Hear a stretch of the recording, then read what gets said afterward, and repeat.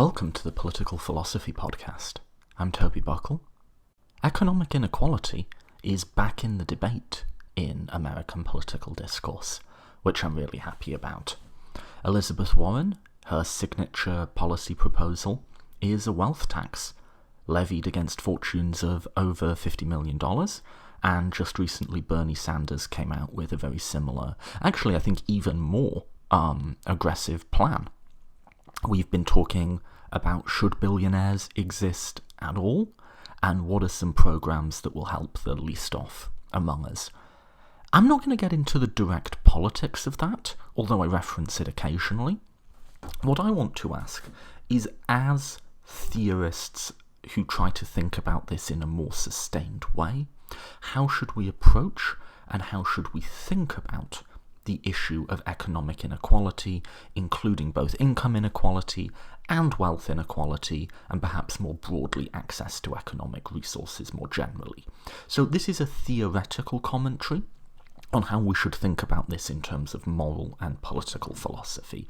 I don't hide my own view, but what I am trying to do here is approach it in a more theoretical sense and provide a sort of meta-commentary, not on about what we think, though I come down fairly heavily on one side, but about how we should think about it. And I sort of wanted to do this because a lot of the stuff I'm planning to do on this podcast, both solo and interviews, I sort of want to have something to reference back to. So quite often, now that this podcast represents like quite a large body of work, I'll often just use a solo episode or an interview as a shorthand. I'll say something to the effect of, I think there's an argument for X, and if you want to hear more about that, check out my interview with so-and-so or my episode on blah blah blah. Right? And I quite like that, because it allows me to bring you views without assuming anything, without taking your intelligence for granted, but not to have to make every argument from scratch every time. And I realised I needed something to point to reference both my views on income and wealth inequality, and in terms of how I think about it, so that I have this as sort of a reference point for arguments that I want to bring you going forward. As always, I can be quite long-winded sometimes.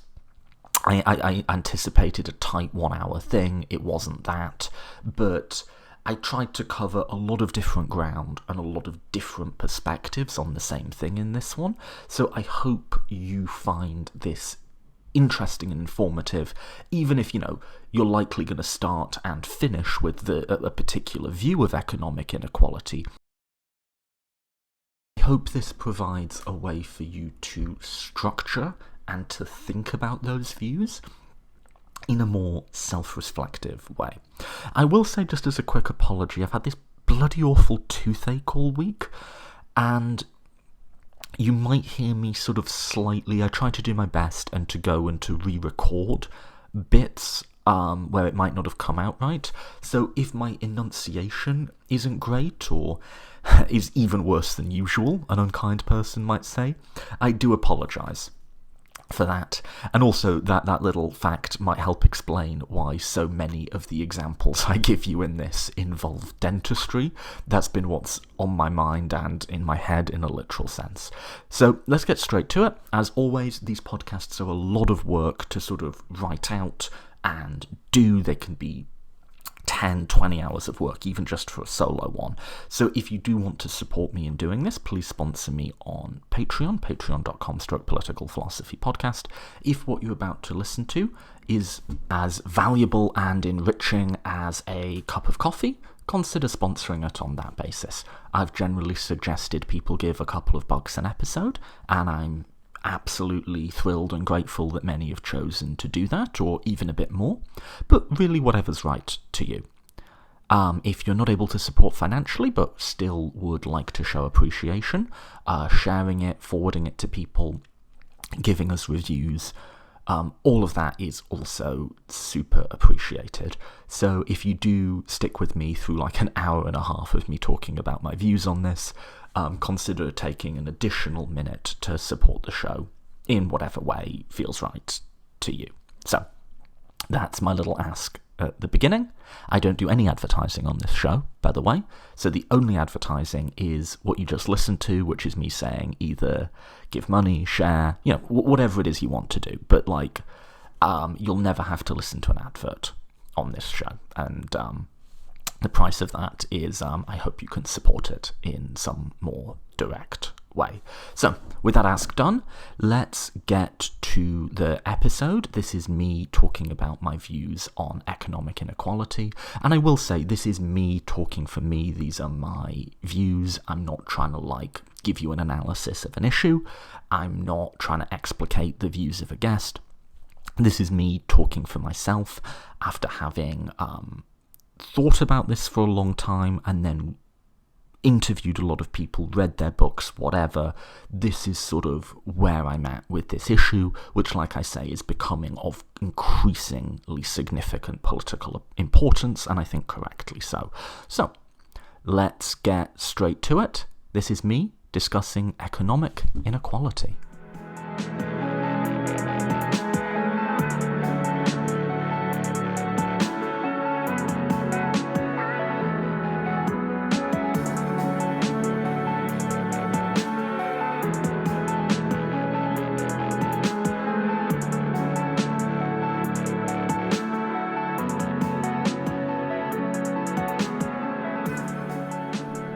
In order to decide if a particular political policy or practice is right or wrong, do we need to have a 100% confident view of what right or wrong is? So, if we're going to be assessing a particular political reality, for instance, the distribution of economic resources in the United States, in order to do that, do we first have to have a fully developed meta-ethics, of which we are 100% confident, and a fully developed political theory and political ideology, of which we are 100% confident? And then, of course, by implication, do we also have to be 100% confident that all rival or conflicting views of meta-ethics, political theory, political ideology are by implication wrong? Well, on the one hand, you can say, if you can't tell me what in an ultimate sense makes something ethical or normative or on the political side free or fair or just, if you can't tell me what that is, then how can you tell me if this particular thing meets that criteria or not? And I ask this question because this is the position I find myself in personally. I do have an opinion on whether the current distribution of economic resources in the United States is normative. But at the same time, I don't have 100% confidence in my own views on meta-ethics. I definitely have my views, and there's definitely arguments I lean towards as more credible than others, but as an epistemic matter, which is to just say, what can I know? Not what's ultimately true, but what is the current state of my own knowledge. It would be ridiculous for me to claim 100% confidence in those views. And then, as you try to derive a political theory from that normative meta-ethical underpinning, it only becomes murkier. So I am increasingly realising I hold multiple and sometimes contradictory political theories in my head at the same time. So I think we have decent reasons, decent epistemic reasons, drawing from certain underpinnings about, what ethics is, to value a sort of progressive liberalism that prizes autonomy, the individual, but both of those within the context of a progressive society. I'm also drawn to a sort of modern neo-republicanism, republicanism in the traditional sense of freedom as non-domination, as argued for by people like Philip Pettit, and I've even gone so far as to sort of develop my own variant of neo-republicanism. Now, in some ways, that will work together with the sort of progressive liberalism I described, and in some ways they might pull apart and reach different conclusions. But I nonetheless find there to be epistemic reasons for believing in both of them. And there's aspects of other ideologies, for instance, something like democratic socialism. I don't completely discount the underlying values claims of that either, and when it comes to their political policy preferences, I'm very sympathetic. Now, if you add all of that together, it just sounds like a mess. So then, am I in any epistemic position in order to assess a question of, say, income inequality?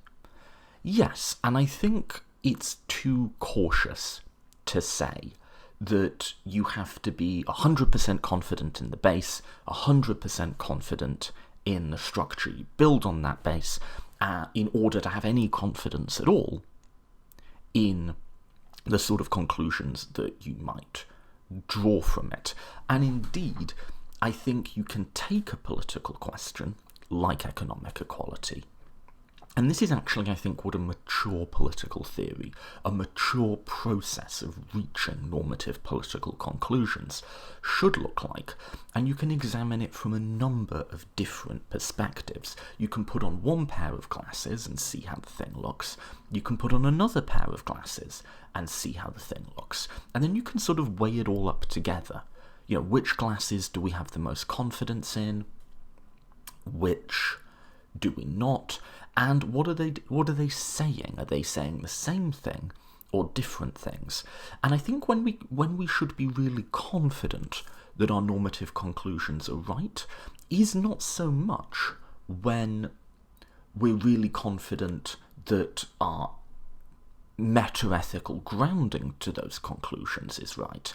It's not really, I don't think it's so much as I'm 100% confident in utilitarianism, I'm 100% confident in the process of reasoning that's led me from utilitarianism to a conclusion, therefore I'm 100% confident in that conclusion, because I just think as a matter of epistemology, which is merely to say what knowledge is available to us, we are never going to get to that sort of 100% confidence in whatever our strategy of evaluating something normatively is.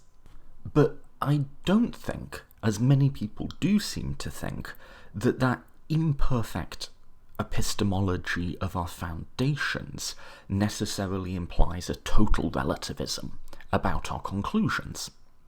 I don't think it's the case that it's anyone's guess, and indeed the reason I pick income inequality or wealth inequality, I'm just saying economic inequality in general actually, because I think both wealth and income matter, is that I think this is actually a clear case of where a mature political theory, looking at it from a variety of different starting points, can actually get you to a pretty epistemically confident conclusion. And I'll give away my conclusion at the start, which is, I think we can say with a fairly high degree of epistemic confidence that the current distribution of economic resources in the United States is not good, to put it mildly, in an ethical or a normative sense. And I don't think, actually, that that's just my opinion. I don't think that's merely a personal preference. I do think it's normative. Normative, by the way, means something specific. Normative means norm establishing. So, if I just say, I like to drink alcohol, that is a value judgment, it's a preference. If I say everybody ought to drink 3 pints of beer a day, well, I mean, you can argue about the validity of it, but that is a normative conclusion because it establishes a norm. So I think we can talk about economic inequality in a way that is normative, and we can have a fair degree of epistemic confidence in that normative conclusion. And that goes beyond a mere preference, and also goes beyond a best guess. I think we can say that the current state of economic inequality in the United States is normatively undesirable, and I don't think the epistemic assessment of that statement is like 50-50. Like, yeah, it might be true. I don't even think it's like 60-40. I think this is like a solid 80-20 or even like 90-10 statement. I think we can have actually a reasonably high degree of confidence in that statement, perhaps more confidence in that statement than we can in any particular statement of meta-ethics or political theory that might underpin it. And my reason for saying that is I think almost whichever pair of spectacles you pick up to look at it through, you find new and compelling reasons to believe in that statement. And for each of these different glasses that we might put on, be it, utilitarianism, rights theory, virtue ethics, theories of freedom, theories of justice, whichever pair of glasses we put on, when we really get in and try to understand that pair of glasses, that framework on its own terms, the reasons people give against economic egalitarianism increasingly don't hold up, even when assessed, and I think actually especially when assessed, in normative and theoretic frameworks that seem favourable to them. I think actually once you get down to it, the sort of arguments about property rights or markets or so on that tend to be offered on once you get specific and you say, okay, let's just look at it from a X point of view, there's no domain in which those claims hold up on their own terms. And indeed, I think the trick that those who defend established power and defend the rights of capital over the rights of persons is that they tend to bounce around between deontic claims and consequentialist ones. But actually when you just lock it into a particular train of argument, there's no train of argument, there's no pair of glasses to look at this through in which those claims are anything other than quite pathetically underwhelming. And I say that, by the way, not really as an ideological partisan. Actually going through the process of having done this podcast, talk to a lot of people, being forced to think about all of these different structures, pairs of glasses in my metaphor, seriously and rigorously, has made me more convinced of that, not less. I think when I started, I saw something like libertarianism as, yeah, that's a different approach, and I don't think it's right, and whatever. I think now I see it as like, I really don't know how anyone who's gone into this in depth could endorse that. So let's try on our first pair of glasses, shall we? That is to say, let's take a look at the state of economic inequality in the United States through a particular theoretical and normative lens.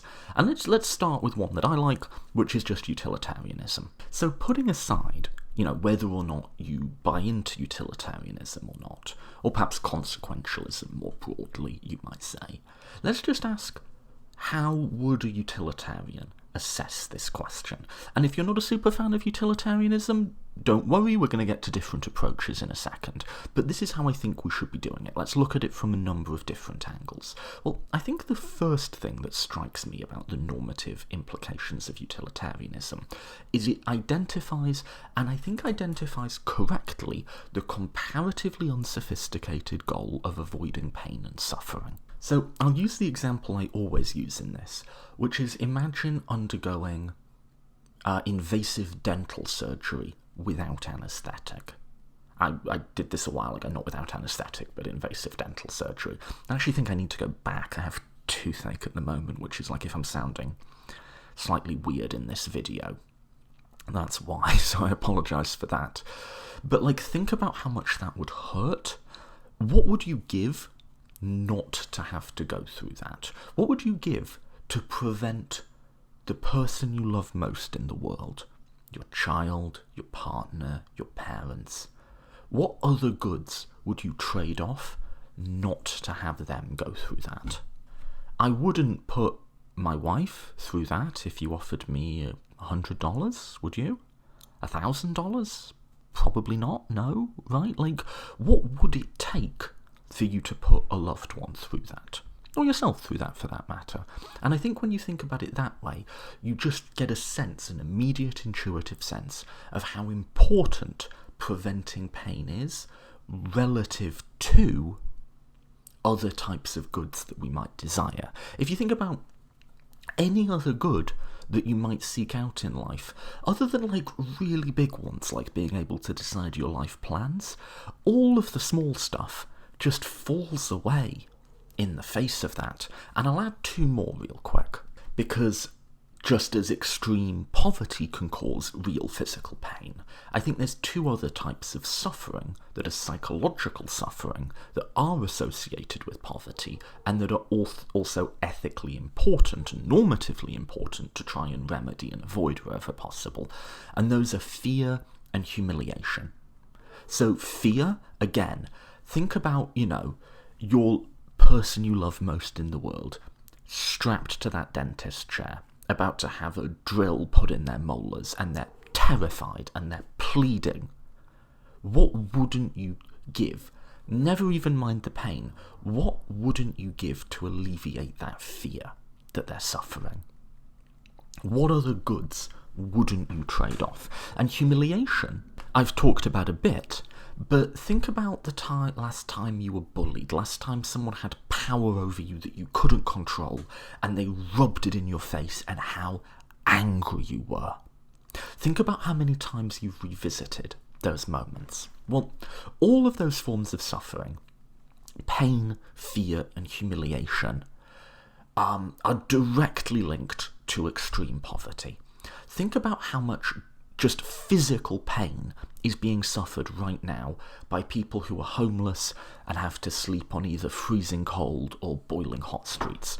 Think about how much physical pain is being caused right now by people who have some sort of medical ailment and can't find a doctor because they can't afford it or they don't have medical insurance or anything like that. People who haven't experienced poverty directly, I also think, don't understand how immobilizingly terrifying it is to really not know how you're going to pay rent, and it just shuts your brain down. It's one of the main things you get out of reading first-hand accounts of extreme poverty, is just the fear that it instills in people, the debilitating, dehumanizing fear. And finally, humiliation. Humiliation can happen in all sorts of different arenas, but think about how much more open to it you are when you're very poor. Oh, you want to claim your welfare check? Well, you'll have to submit to a drug test. And fuck you, your kids will starve if you don't. Oh, miss, oh yeah, no, you're here to get little Billy's prescription that he needs for his health. Oh, okay, your copay on that will be $69.95. Oh, your card declined. Do you have another one? Right? We talk about what are the moments that make life worth living. These are like the opposite of that, right? These are like the worst parts. Fear, pain, humiliation.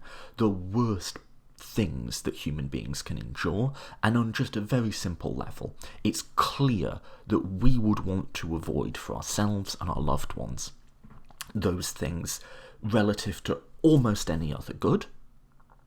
And that if we think about what we should want for society as a whole, we should want less of those things, all other things being equal. And I think it's clear that we could have a heck of a lot less of all of those things simply by taking the economic resources that, say, the bottom fifth of America have and increasing them to the point where they're in the second from the bottom fifth. That's it. Imagine how much less pain there would be, how much less fear, and how much less humiliation. And just look at it from the utilitarian point of view. Now, I know a lot of people are skeptical about this aspect of utilitarianism, but just put on the glasses and just buy into the premise, right? And think about it of units of pain. So think about a unit of pain being you strapped to that dentist chair and that drill going into your teeth without anaesthetic. That's one unit. And I think there's probably an equivalent amount, it'd be quite high, certainly, and maybe over quite a long period of time, but an equivalent amount of fear or humiliation that might sort of get onto that kind of level, right? take the amount of those units that are caused by being, or more accurately, by us as a society making collective decisions that mean that people will continue to be in the bottom fifth of America, and stack that all up.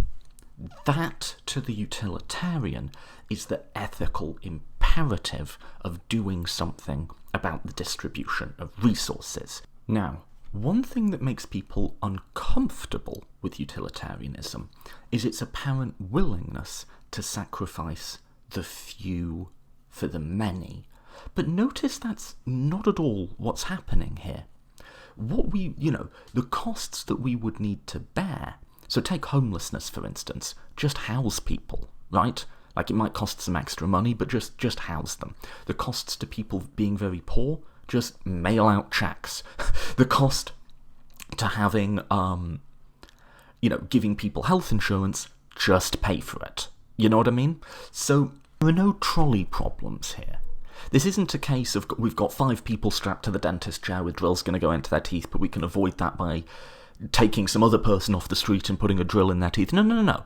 We're looking at alleviating the worst things that can happen to people and regularly do happen to people, and the trade-off for that is goods that we commonly recognise to be far less ethically significant than preventing those worst-case outcomes.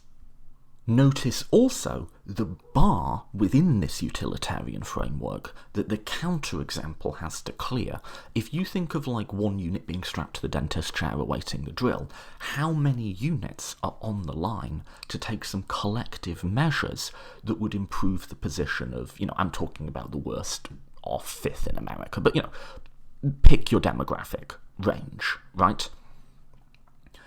All of those units are on one side of the scale. Right? Now, there may well be costs. Right, of doing that. But those costs would have to outweigh the benefit of avoiding all of those units of pain. What could possibly meet that? And I don't think there's anything that can. So, it's often said capitalism, including some degree of inequality, is a great way of generating wealth. I don't dissent. It can also be said that, there might be disincentive costs. If, people knew that they would be taken care of at the bottom, perhaps they would work less hard, so on and so forth. Now, I think personally, actually, those arguments are a little bit overblown. I actually think there might be significant economic benefits to having a broader and a more expanded middle class. People would have more money to spend, more businesses could start. There's kind of like a Keynesian argument, right? So I actually think it could be quite good economically to do the sorts of things that I'm suggesting. But you don't need to make that argument. I think from a utilitarian point of view, the ethical imperative is such that even if it were quite economically damaging, we should undertake these actions. It's just a huge amount of the worst things that can happen to people being avoided. And that wouldn't even be to say their lives would necessarily be that comfortable, just that we're taking millions of these sort of worst-case scenarios off the table every single year, tens of millions in the case of America, right? Like that, from a utilitarian point of view, it's very difficult to see what should outweigh that. Now, the defender of capital, the defender of existing economic inequality, will say something like, they'll either do one of two things. They'll make a ridiculously epistemically overconfident claim that only the market can deliver certain outcomes, and when you get away from particular rules of free market and whatever, bad things happen. But that's just way epistemically overconfident. You don't know that for sure, no one knows that for sure, and where you're getting that from is from some dudes in the 1800s who believed things about science and the world that we now know are empirically false. Bogus. It's also completely empirically falsified, as people on the left regularly point out.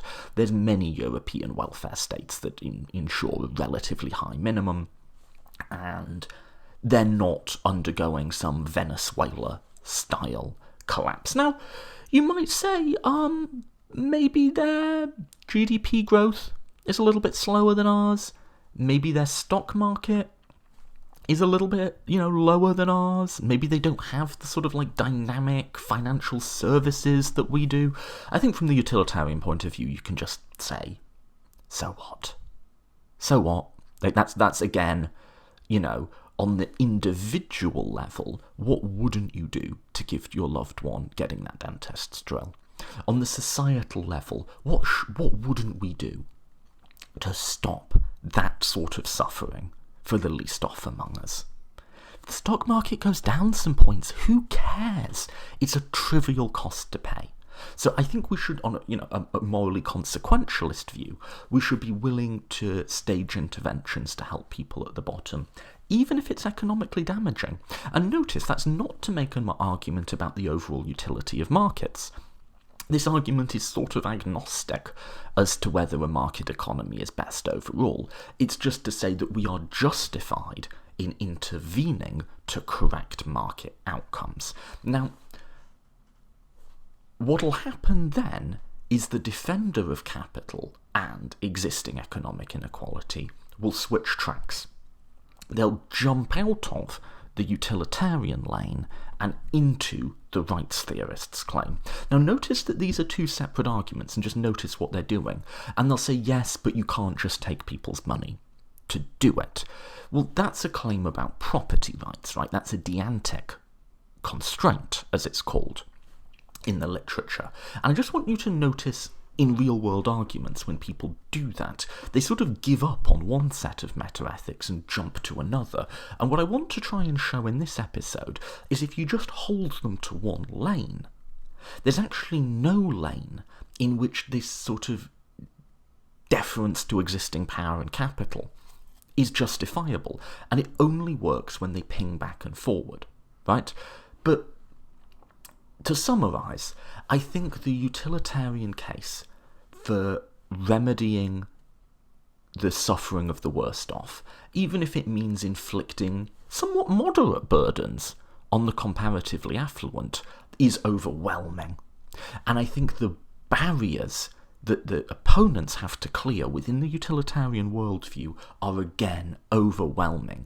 The amount of suffering that could be alleviated by doing something, the only conceivable counter-arguments are that alleviation is not just difficult but impossible, as libertarians sometimes claim, a claim that is far too epistemically overconfident and is flatly contradicted by the facts of the world, or that doing so would cause an amount of suffering equal to or greater than the amount of suffering that we're avoiding. And I don't see how either of those, I'm not even being difficult or ideologically stubborn, I don't see how either of those claims could be true. I don't see even what argument could establish those claims. Nonetheless, even though I've said this isn't a trolley problem, we're not sacrificing one group of people to the dentist's chair to avoid another larger group going on to it. The libertarian will want to say there is nonetheless a sort of trolley problem here, in that we are violating people's rights in order to do that, and that should carry equal normative weight, perhaps overriding normative weight, to any sorts of considerations about welfare. Yes, we should help the worst off, but we should do so voluntarily. People shouldn't be compelled to give up their hard-earned income, right? Something like that. So I think that's a bit of an intellectually dishonest move to start by making consequentialist claims and then jump over once those claims are just soundly rebutted. But let's follow the libertarian over and look at it through the perspective of claims about rights. And let's start with a really basic question, which rights theorists, at least when they're defending existing capital, never seem to, which is, what is a right? I'll tell you what I don't think it is. I don't think a right is something that ontologically just exists in nature, almost like the law of gravitation or something. It's not a substructure of reality, like people imagine God is, or something like that. That's an old-fashioned view of natural rights as things that are self-evident, as the Constitution says, discoverable by reason. But that's just clearly bogus. And it's just clearly saying, well, it's right because I said it's right. And there's no way to evaluate that if someone else comes along and says, well, I think this is what natural rights says. There's no way to get to the bottom of it.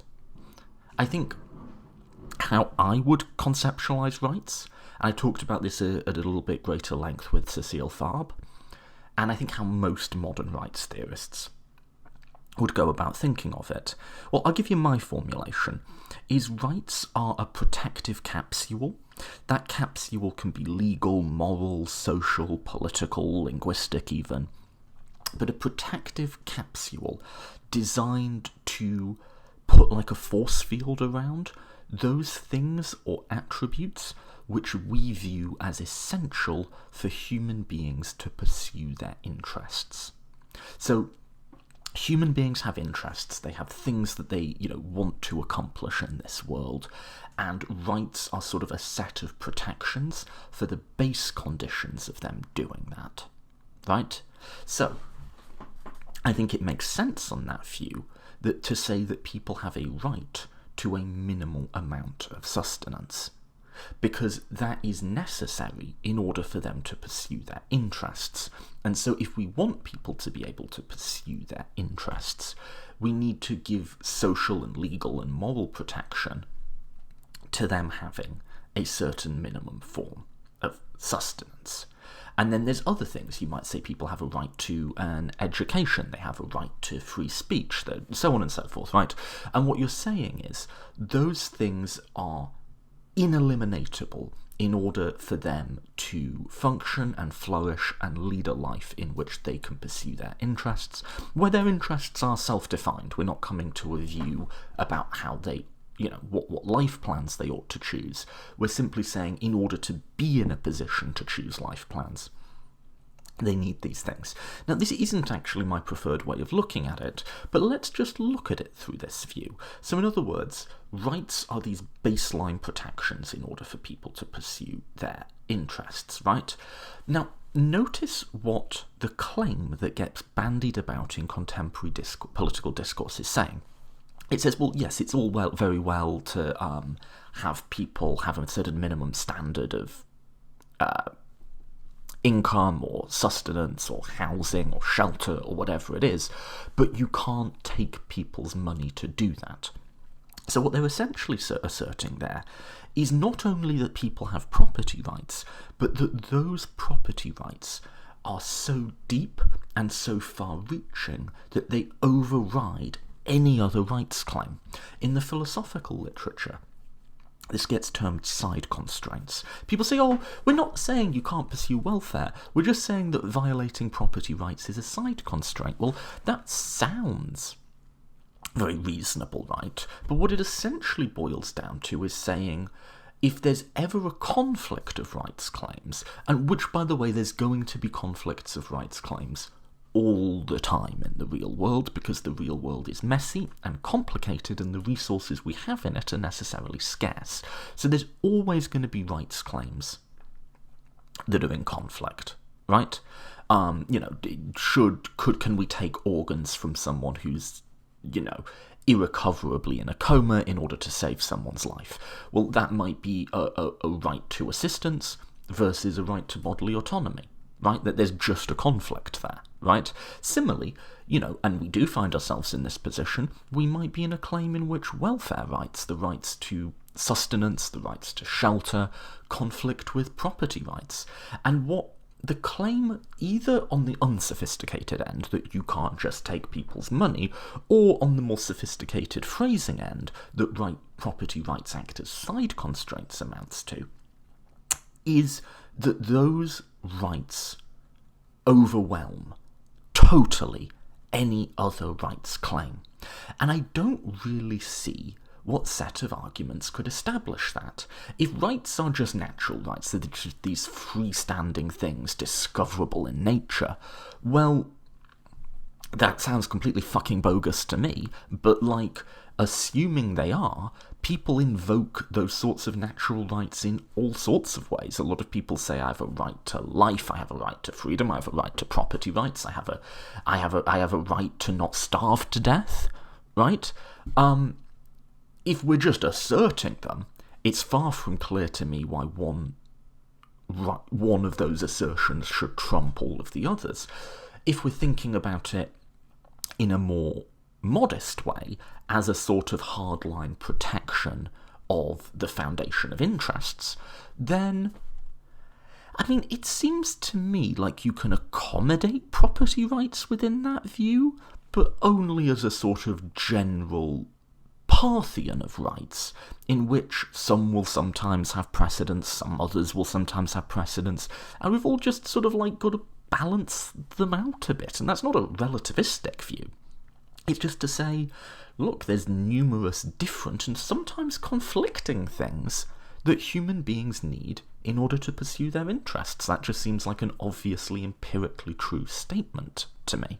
And so, on the face of it, I'm not sure what to make of this claim that property rights necessarily override any other rights claim. And let's just consider it on its own terms, because it seems to me like the argument needed in order to establish that claim would have to be very, very powerful. It would have to be at least as powerful as the arguments for any other set of rights claims combined. And let's just quickly look at the arguments that are given in order to establish that claim. And what I think you'll find is that none of them, even on their own terms, even assuming they're more powerful than they are, none of them establish it. So as far as I can see, there's three different ways, and I'll do them very quickly, that one might establish that claim that you can't just take people's property, or rights are a side property rights are a side constraint. In other words, these rights trump any other form of rights. There's autonomy, there's desert, and there's self-ownership. So let's start with autonomy. This is the grounds in which Cecile Fabre, who is sort of a person of the left who believes in redistribution and so on, in which she grounds her idea of property rights. She says, well, part of what is sort of foundationally necessary for human beings to pursue their interests is to have a degree of autonomy, is to have control over their life plans. That seems like a defensible claim to me, on the face of it. And part of exercising autonomy is to have a set of things over which you have exclusive control. That is to say, property. That, to me, doesn't sound preposterous, right? But does that argument lead to us establishing property rights over and above all other rights? Well, no, assuredly not. Because, like, in order to have that autonomy, how much stuff do you need, right? How much is your autonomy increased by having $50,000 versus $100,000 versus $1 million, right? I think at a certain point you just hit, not only do you hit diminishing marginal returns, but those diminishing marginal returns essentially hit zero, and you're given very little extra autonomy by additional income. What additional income gives you is the power to shape the lives of others, and we can argue if that's even a legitimate power to have. So that will establish property rights to a degree and to a limit, but beyond that limit, it's dubious to me how far that argument will carry you. And the way Cecile Fabre puts it, which I think is quite nice, is that property rights exist once the demands of justice are met. So in other words, it is not just for you to hoard wealth that doesn't particularly benefit you and that could be used to stop people starving, but once the demands of justice are met, in other words, once that sort of superfluous wealth has been given away, then what's needed for your autonomy is yours, right? And that just seems eminently common sense to me. So the autonomy argument doesn't get you to this hardline view of property rights as inviolable. And I'll call attention to an additional way of thinking, is that if autonomy is necessary as a foundation for human beings to pursue their interests, and that some control of some amount of property is necessary for autonomy, and again, those don't seem prima facie ridiculous claims to me, that would imply, would it not, a quite radical egalitarianism? Because autonomy doesn't say anything about how that property is acquired. So the autonomy argument would imply that all people have a right to property and that all people should be ensured a certain minimum. So it seems to me like the autonomy argument gets you to a place of ensuring a certain floor in terms of access to economic resources. Now, you can debate what that floor is, but I think that's what's implied by the argument. Now, people will then say, but it only counts as yours if you earn it, if you deserve it. And that's what I mean by desert. Desert is just the name, you think of a cake, right? But desert is just the name political philosophers give to the idea that it's not just what you have, it's did you earn it. Now, it seems to me that both as used in philosophy and used in contemporary political discourse, there's actually two different ways in which desert claims are made. The first is a more simple input-output model, simply to say, if you work this hard, you deserve this much. So both left and right make this. They say, if X, then Y. And notice again that's not unique. So Bernie Sanders says this a lot, right? If you work full-time, you should not live in poverty, right? So that is a desert claim. And all I want to point out about that is I personally don't buy this type of argument. I think the ability to sort of quote-unquote work hard is an accident of birth and genetics and upbringing in society every bit as much as intelligence or even race is. I'm not sure particularly why that should determine if someone lives well or starves, but even I realise it carries a lot of intuitive force, right? We only want to give resources to people who contribute.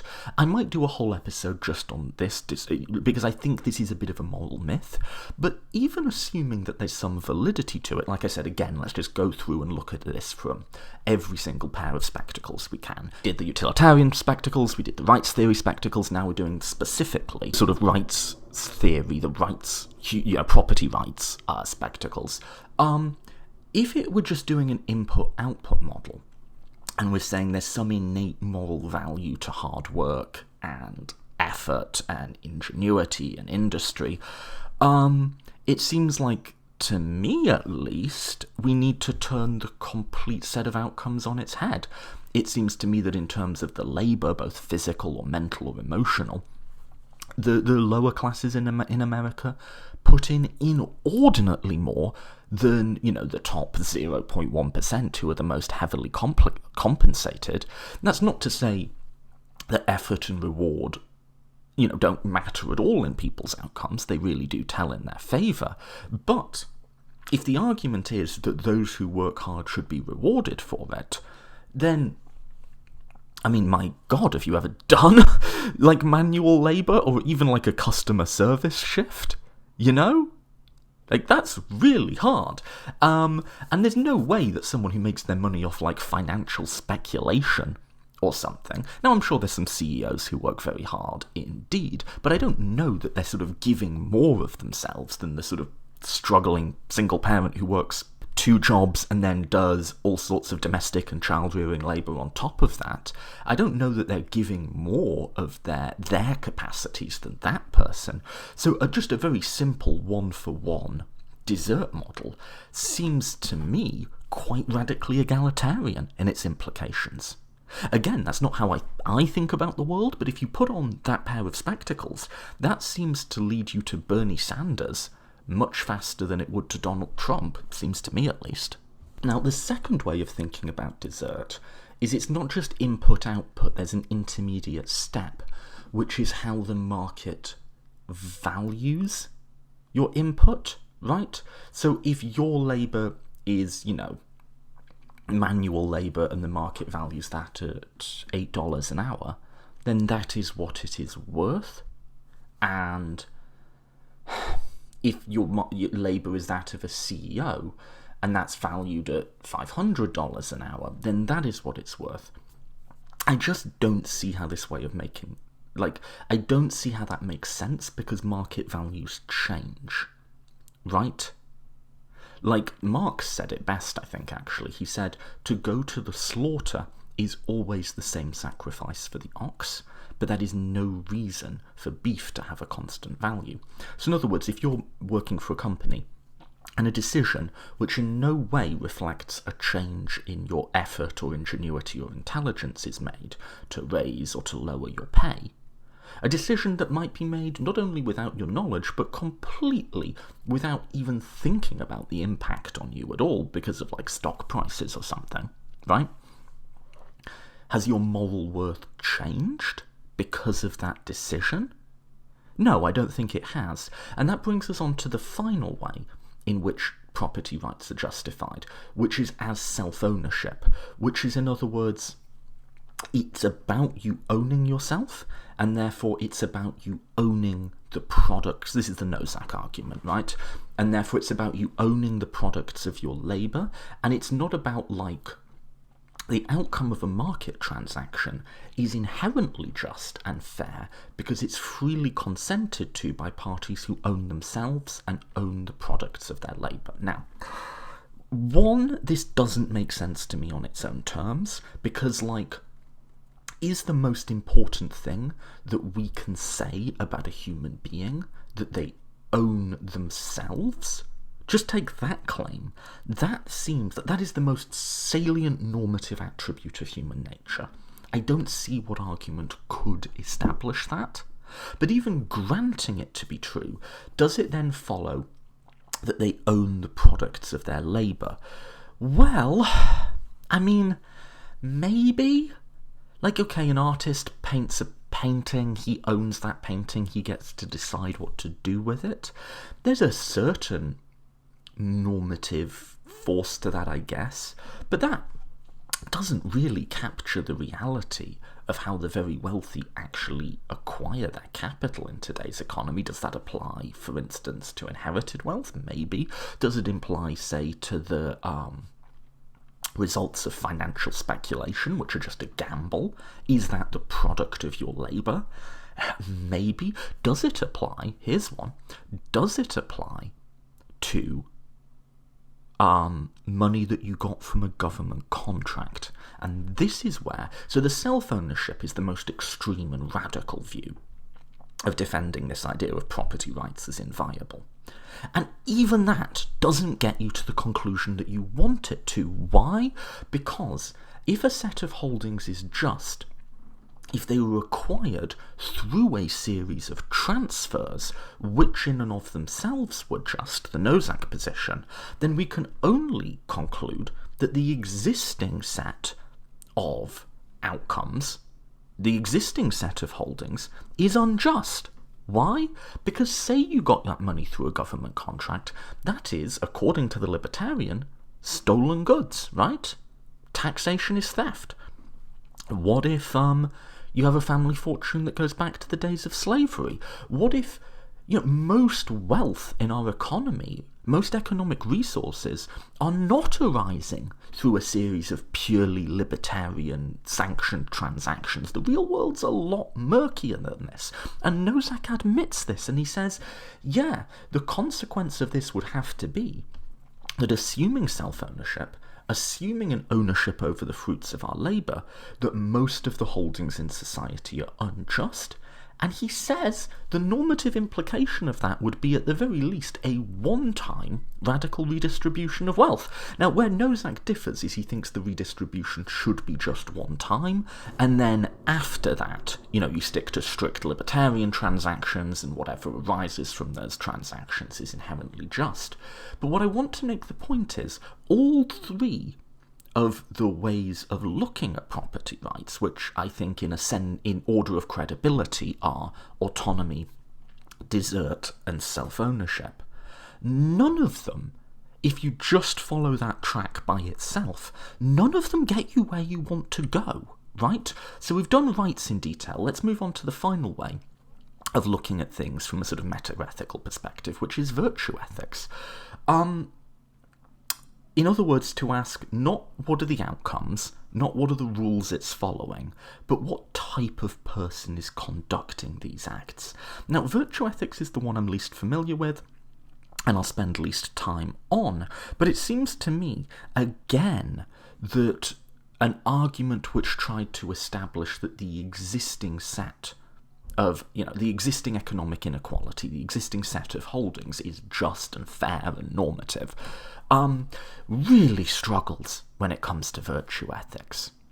So again, right, if the Elizabeth Warren argument, where she sort of says, the billionaire did not make the roads that the goods he was selling travelled on, he, didn't choose to have his own education and so on. This sort of like it takes a family view of making a billionaire. I think that is a true statement within the track, within the framework, with looking at the world through this pair of glasses of dessert. I think that's true. And then Bernie Sanders also has, in seeming contrast to that, a virtue ethics view. It says, what does it say about us as a society that there are some people who have billions and that there are some who are starving? That's a claim about virtue ethics, right?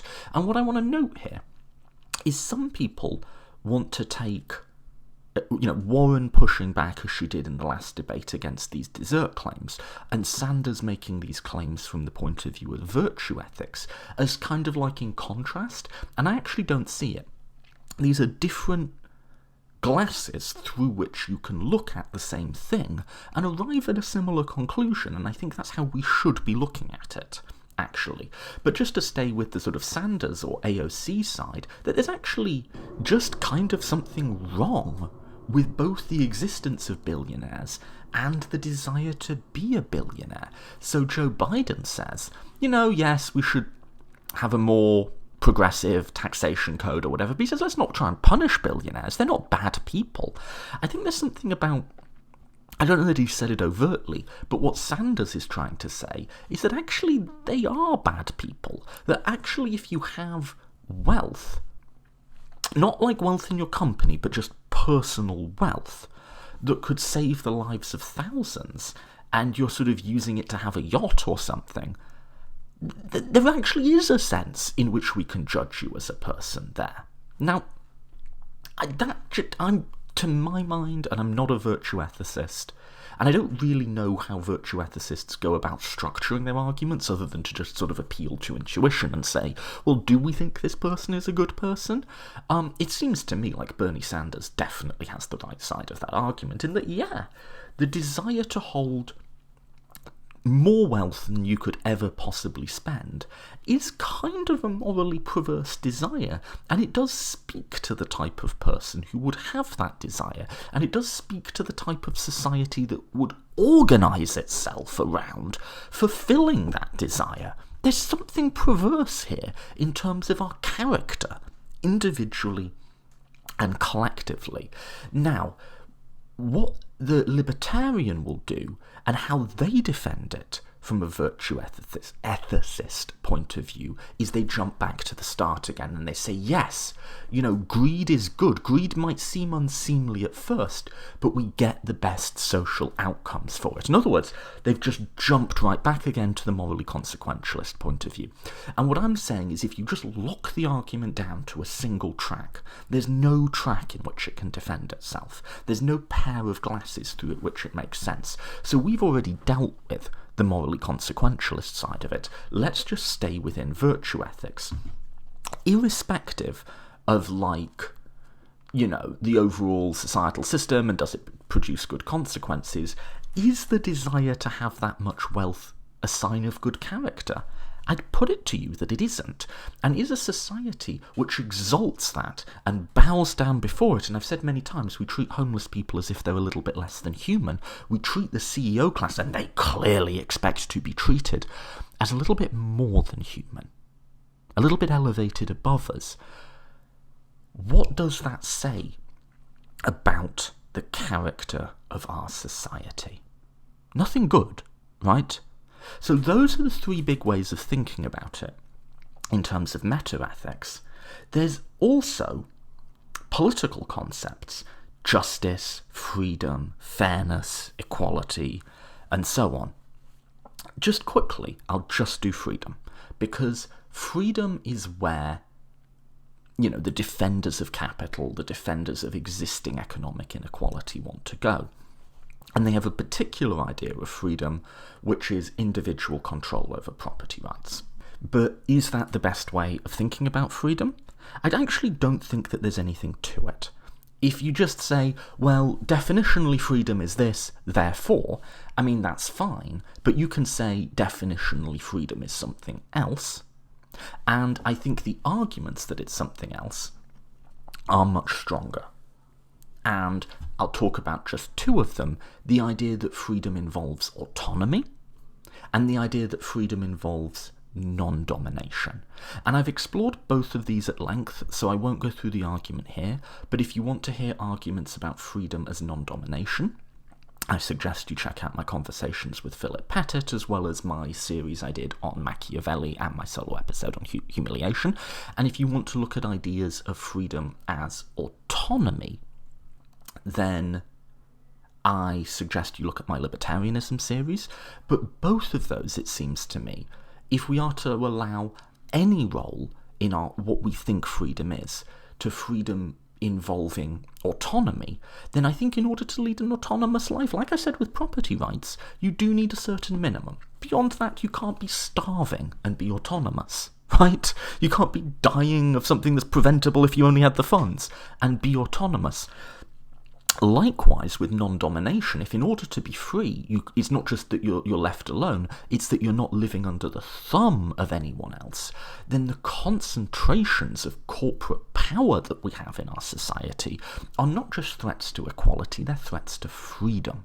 And that's a reason, and it's a reason that has been coming out in these sort of presidential debates where we are getting more overtly left-wing views, is that having people who own more wealth than like the bottom 10% of Americans is a threat to freedom, because that is dominating power that is unchecked and unconstrained. So, we're talking like, is Mark Zuckerberg, the Facebook CEO or whatever he is, going to interfere in our elections?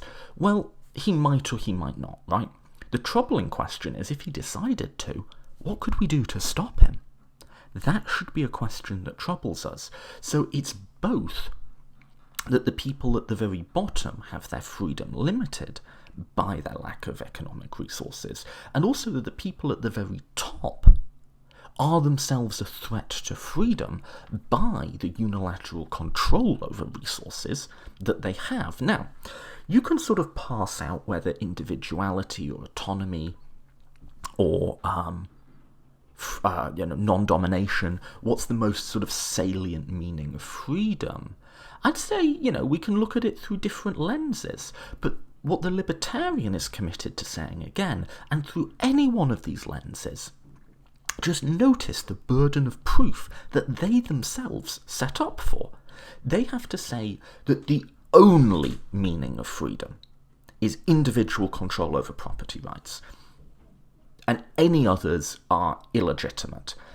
I can actually say there's multiple meanings of freedom, and we can sort of look at the world through different ways, but they never give any argument for that being the only way we can look at freedom.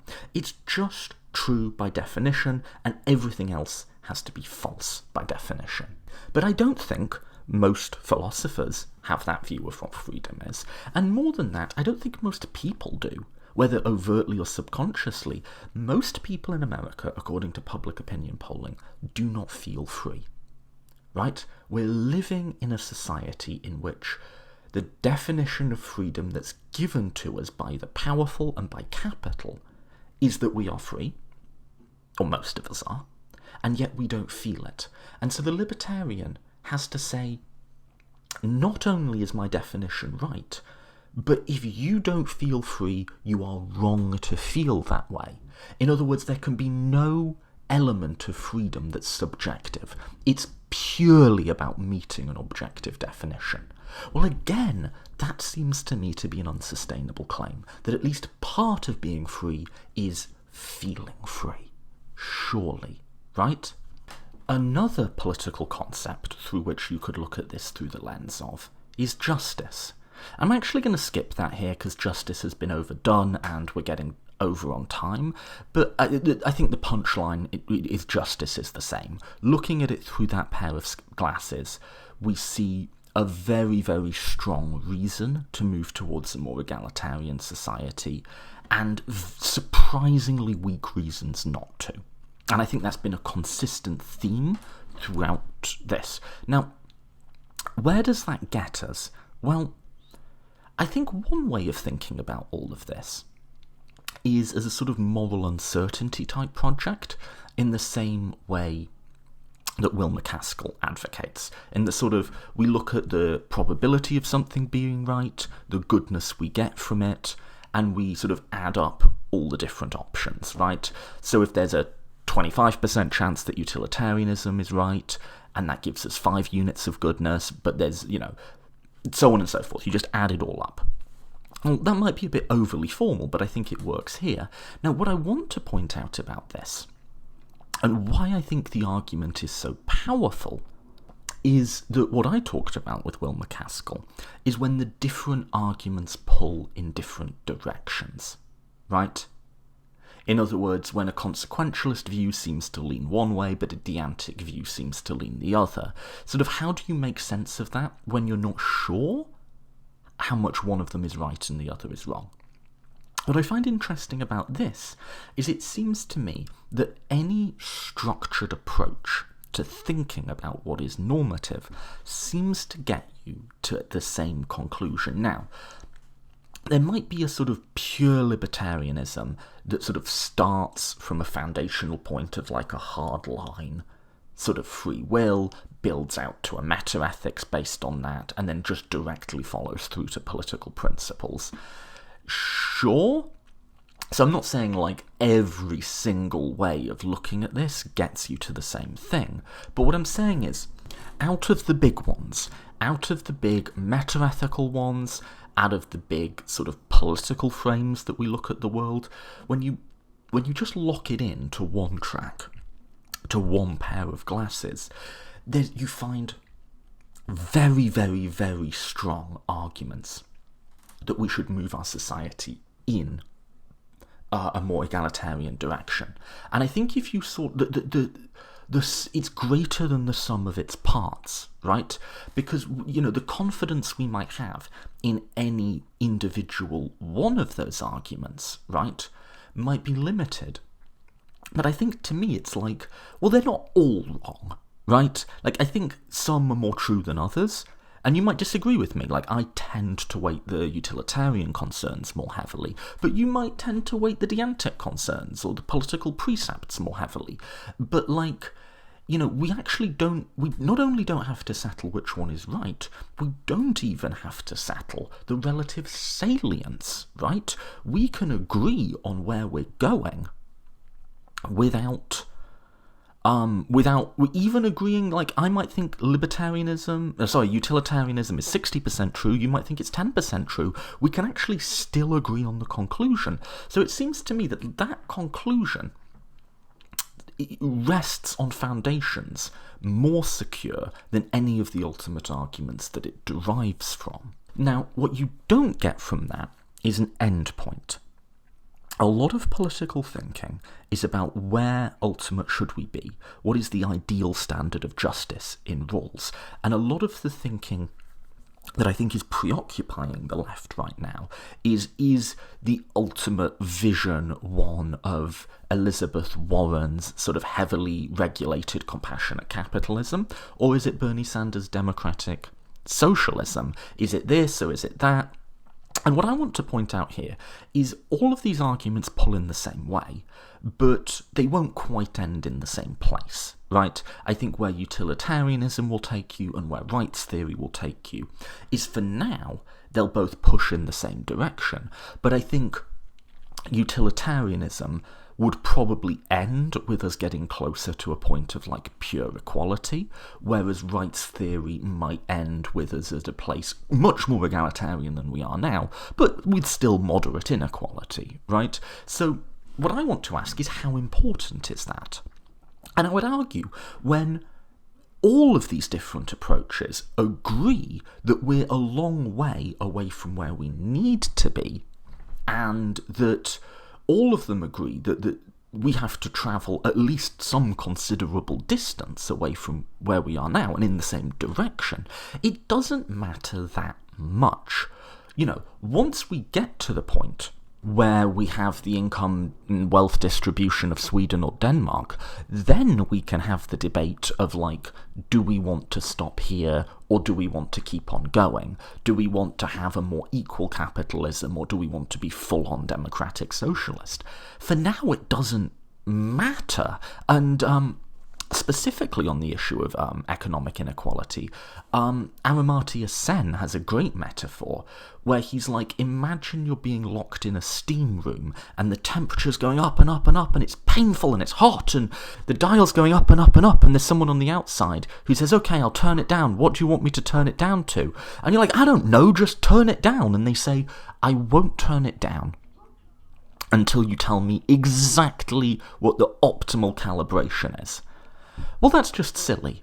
Human beings are reactive, and I think that metaphor shows we know much more clearly what direction we want to be going in than what the ultimate result will be. And I think that's how we should think about economic equality, in that wherever you're at, however you weight which one of those arguments is more powerful, they are all pulling in the same direction for now, and that is the morally urgent task, and that is the task to which we should be committing ourselves in the medium run.